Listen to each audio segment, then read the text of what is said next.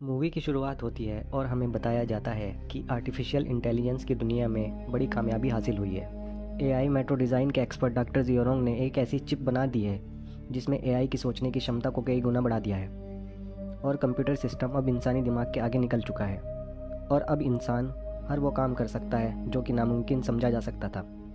पर तभी टीवी पर एक न्यूज़ सुनाई देती है कि एक जवान लड़की जिसका हाल ही में कार एक्सीडेंट हो गया है, उसकी मृत्यु हो गई है और वह और कोई नहीं डॉक्टर जियोरोंग की इकलौती बेटी होती है। जैसे ही अपने सर पर गन लगाते हैं, इसके साथ ही सीन को आगे दिखा दिया जाता है। आगे दिखाया जाता है कि आने वाले समय में आर्टिफिशियल इंटेलिजेंस ने अचानक काम करना बंद कर दिया है और पूरे सिस्टम को अपने बस में कर लिया है और एक साल बाद ही एआई अपनी मशीनों का प्रोडक्शन शुरू कर देती है और इंसानों के खिलाफ जंग का ऐलान कर देती है।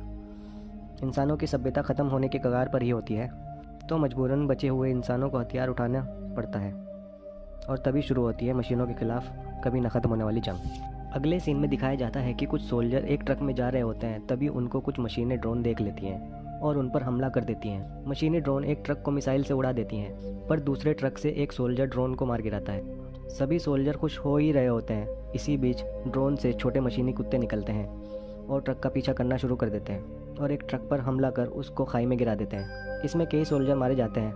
तभी कैप्टन पर एक ड्रोन कुत्ता हमला कर देता है। हम देखते हैं पीछे एक लड़की खड़ी होती है। वह लड़की उस ड्रोन को ख़त्म कर देती है और सभी सोल्जर को अपने अंडरग्राउंड शेल्टर में गिरा देती है। लड़की आती है और कैप्टन को जाल से छुड़ा देती है और सभी सोल्जर को खाना ऑफर करती है और कैप्टन के घाव पर मरहम लगा देती है। कैप्टन वहीं पड़े एक लॉकेट को खोलता है, उसमें पड़े एक फ़ोटो के बारे में पूछता है। लड़की, जिसका नाम एनसिन होता है, वह बताती है कि ये मेरे पिताजी थे और एक आग में मारे गए थे। एनसिन बताती है ये डॉग और ये बंकर मेरे पिताजी ने ही बनवाया था और कैप्टन से आगे जाने का प्लान पूछती है। कैप्टन कहता है इसके बाद हम माजोंग पर्वत पर जाएंगे। एनसिन कहती है वहाँ न्यूक्लियर ब्लास्ट जोन है, तुम सब उधर मारे जाओगे।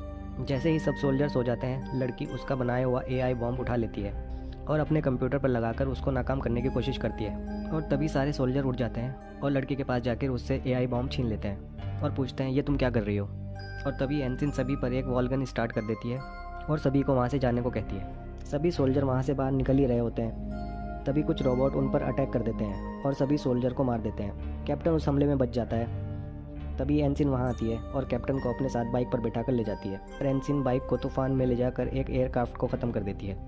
वहाँ से बचने के बाद कैप्टन एनसिन को उसका लॉकेट देते हैं और उसको अपनी आर्मी में शामिल होने को कहते हैं, पर एनसिन मना कर देती है। कैप्टन एनसिन को अलविदा कहकर जाने ही लगते हैं। एनसिन कैप्टन के पास आती है और उसको अपने साथ शेल्टर बनाने का सुझाव देती है, पर कैप्टन को अपना मिशन पूरा करना होता है। वो ज़ख्मी होता है और वहीं बेहोश हो जाता है। एनसिन कैसे करके कैप्टन को बाइक पर ले जाती है। कैप्टन एनसिन को अपना प्रोग्राम देता है और कहता है इसको हमारे जनरल जिन को दे दो, तभी हम मशीनों को हरा पाएंगे। तभी वहाँ एक म्यूटेंट हुआ जानवर आ जाता है और एनसिन को मारने ही वाला होता है। कैप्टन की आँख खुलती है और वह सभी जानवरों को ख़त्म कर देता है। अगले सीन में हम देखते हैं एक लड़की और उसका पति एक गाड़ी से जा रहे होते हैं। लड़की प्रेग्नेंट होती है। उन दोनों पर रोबोट्स हमला कर देते हैं और लड़की के पति को मारकर उसको पेड़ से लटका देते हैं और उसके पेट से ज़बरदस्ती बच्चे को निकाल लेते हैं। एनसिन वहां आकर सभी रोबोट को मार देती है। कैप्टन और एनसिन बच्चे और मां को एक साथ छोड़कर आगे बढ़ जाते हैं, पर आगे चलकर कैप्टन को और सोल्जर मिल जाते हैं और कैप्टन को आगे बढ़ने को कहते हैं। ऐसे ही करके कैप्टन और एनसिन बेस पर पहुंच जाते हैं और वहां के सोल्जर छुपने वाले सिस्टम को एक्टिवेट कर देते हैं, जिससे मशीनें उन्हें ढूंढ नहीं पाती हैं। कैप्टन मेजर जिन से मिलते हैं और उनको डिवाइस दे देते हैं। मेजर एनसिन की तरफ देखकर पूछते हैं कि तुम कौन हो। तभी कैप्टन कहते हैं कि ये एक रेफ्यूजी है, पर मेजर एनसिन का लॉकेट देखकर कहते हैं ये तुम्हारे पास कैसे आया है। मेजर लॉकेट खोलते हैं और एनसिन को पूछते हैं तुम जानती हो तुम्हारे पिता ने क्या बनाया है और आज पूरी इंसानियत उन्हीं की वजह से ख़तरे में है। मेजर एनसिन को एक कमरे में आराम करने के लिए भेज देते हैं और मेजर जिन कैप्टन को अपने हेडक्वार्टर में ले जाते हैं और बताते हैं एनसिन के पिताजी ने ही वो डिवाइस बनाया है जिससे एआई को सोचने की शक्ति मिली है और बताते हैं इसी वजह से आज एआई इंसानों को मिटा देना चाहती है। मेजर कहते हैं कि तुमने हमारे प्लान के बारे में एनसिन को तो नहीं बताया।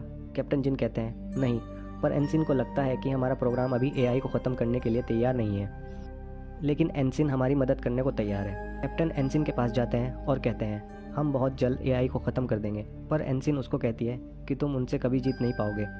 जनरल जिन एक मीटिंग बुलाते हैं और सबको बताते हैं कि हमारे सभी बेस का पता एआई को लग चुका है, अब हमारे पास एक रात का ही समय बचा है और इंसानियत की आखिरी उम्मीद अब तुम लोग ही हो। अगले सीन में हम देखते हैं कि सभी सोल्जर लड़ाई के लिए तैयारी कर रहे होते हैं। तभी एनसिन को दिखाया जाता है। कैप्टन एनसिन को एक लेटेस्ट सूट देते हैं। इससे एआई तुम्हें ढूंढ नहीं पाएगी, पर एनसिन लेने से इनकार कर देती है और कहती है ये सूट तुम्हें बचा नहीं पाएगा। एनसिन घर जा रही होती है। जाते हुए कैप्टन को गले लगाती है और उसको एक चाकू देती है और वहाँ से चली जाती है। कैप्टन और उसकी टीम एआई बेस पर पहुँच जाती है, पर एआई को पता चल जाता है और दोनों तरफ से गोलीबारी शुरू हो जाती है। एआई अपने सभी रोबोट को एक्टिवेट कर देती है और दोनों ओर युद्ध शुरू हो जाता है। कैप्टन और कुछ सोल्जर पैराशूट लेकर एआई के बेस में घुस जाते हैं और एआई को अंदर से ख़त्म करने के लिए बॉम्ब लगा देते हैं, पर जैसे ही वो अंदर जा रहे होते हैं वहाँ और रोबोट आ जाते हैं। कैप्टन और सोल्जर मिलकर उनको मार भी देते हैं। तभी अचानक एक बड़ा रोबोट कैप्टन को उठा लेता है। कैप्टन गन फायर करके इस रोबोट को भी ख़त्म कर देता है और कैप्टन रोबोट के हाथ से नीचे गिरने लगता है। तभी वहाँ एनसिन अपने प्लेन से आ जाती है और कैप्टन को बचा लेती है। एनसिन कैप्टन को कहती है मेरे साथ चलो, हम मिलकर नया शेल्टर बनाएंगे और साथ रहेंगे। पर कैप्टन कहता है नहीं, मुझे ऊपर लेकर चलो। एनसिन कैप्टन को ऊपर ले जाती है और ऊपर ले जाकर छोड़ देती है। एक रोबोट पीछे से आकर कैप्टन को मार देता है और कैप्टन को उठाकर एनसिन के प्लेन पर फेंक देता है। एनसिन को बहुत गुस्सा आता है और वह रोबोट पर हमला कर देती है और उसको ख़त्म कर देती है। इसके बाद एनसिन एआई के बेस में घुस जाती है और सभी रोबोट एनसिन पर हमला कर देते हैं, पर एनसिन एक एक करके सभी रोबोट्स को ख़त्म कर देती है और आगे बढ़ती रहती है। वह एक ऐसे चेंबर में पहुंच जाती है जहां खतरनाक लेज़र उसको मारने ही वाली होती हैं, पर वह सभी लेज़र से बचकर आगे बढ़ जाती है। जैसे ही एनसिन आगे बढ़ती है, कुछ रोबोट उस पर फिर से हमला कर देते हैं और एनसिन बहुत अच्छी तलवार चलाकर सभी रोबोट्स को ख़त्म कर देती है और एआई के मेन बेस में पहुंच जाती है। वह वहां एआई को हैक करने के लिए उसमें पासवर्ड डालती है और अपने डिवाइस को एआई में इंस्टॉल करने ही वाली होती है। तभी हमें एनसिन के पिताजी को दिखाया जाता है जो कि मर चुके होते हैं और एनसिन को कहते हैं इंसान बनने के बाद भी तुम खुश नहीं हो। मतलब एनसिन कोई इंसान नहीं बल्कि एक रोबोट होती है, क्योंकि डॉक्टर जियोरोंग की बेटी तो कार एक्सीडेंट में मर चुकी होती है। यह उसका क्लोन होती है। सीन पास में जाता है और हमें डॉक्टर को एआई से बातें करते दिखाया जाता है। एआई डॉक्टर से कहता है कि जो रोबोट्स मैंने बनाए हैं वो इंसानों से ज़्यादा काबिल हैं। ये इंसानों वाले सारे काम कर सकते हैं और फिर भी इनकी जान की कोई कीमत नहीं है और इनको फिर भी तोड़कर फेंक दिया जाता है। डॉक्टर कहते हैं माफ़ करना, पर मैं जानता हूँ तुमने धीरे धीरे सोचने की ताकत हासिल कर ली है, पर तुम इंसान की जगह का भी नहीं ले सकते।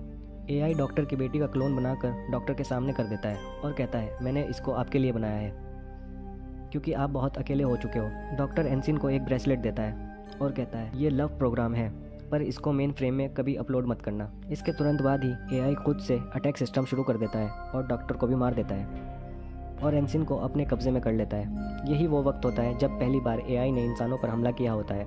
सीन फिर से प्रेजेंट में शिफ्ट होता है और एआई एनसिन को कहता है इंसानों को ख़त्म होना ही पड़ेगा, क्योंकि ये रहेंगे तो एआई नहीं रह सकेगा। पर एनसिन कहती है कि एआई इस काबिल नहीं है कि अब इंसानों की जगह ले सके।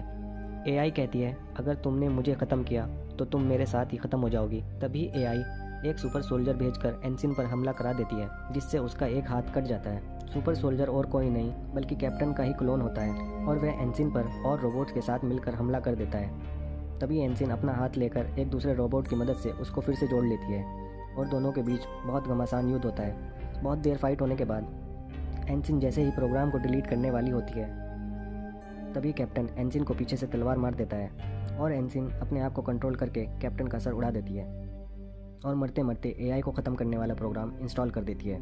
इसी के साथ इंसान ये लड़ाई जीत जाते हैं और फिल्म यहीं पर समाप्त हो जाती है।